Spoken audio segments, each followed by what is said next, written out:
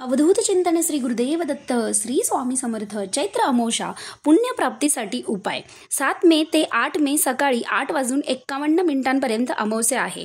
अमावस्येच्या रात्रीला काळी रात्र असंही म्हणतात, कारण ती संपूर्ण महिन्यातील सर्वात भयानक रात्र मानली जाते.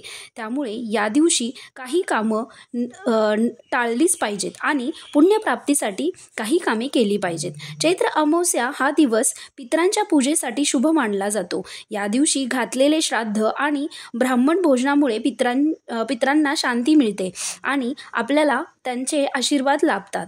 पूजा, स्नान आणि पितरांना नैवेद्य दाखवणं इत्यादी दृष्टिकोनातून या दिवसाला खूप महत्त्व आहे. अमावस्येची रात्र ही खूप भीतीदायक असते, म्हणून हिंदू धर्मात या रात्रीला निशाचरी रात्र म्हणजेच काळी रात्र म्हणतात. या रात्री नकारात्मक शक्ती अधिक सक्रिय होतात असं मानलं जातं.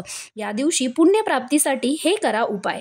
पहिला उपाय म्हणजे उपवास करणे. चैत्र अमावस्याचा उपवास करावा, त्यामुळे आध्यात्मिक शिस्त लागते, आत्मनियंत्रण राहते आणि आत्मविश्वास प्राप्ती होते. दुसरं, दानधर्म करावा. या दिवशी दानधर्माला विशेष महत्त्व आहे. या दिवशी गरजूंना अन्न, वस्त्र किंवा पैसे देऊन तुम्ही तुमच्या हातून सुकर्म करू शकता. या दिवशी पितृदोष निवारण्यासाठी चैत्र अमावस्येच्या दिवशी पितरांच्या नावाने गरजू लोकांना अन्नदान करावे. तिसरं, घरातील वातावरण पवित्र ठेवावे. दीप अगरबत्ती लावून वातावरण पवित्र ठेवावे. चौथं, पाण्यात तीळ टाकून आंघोळ करावी.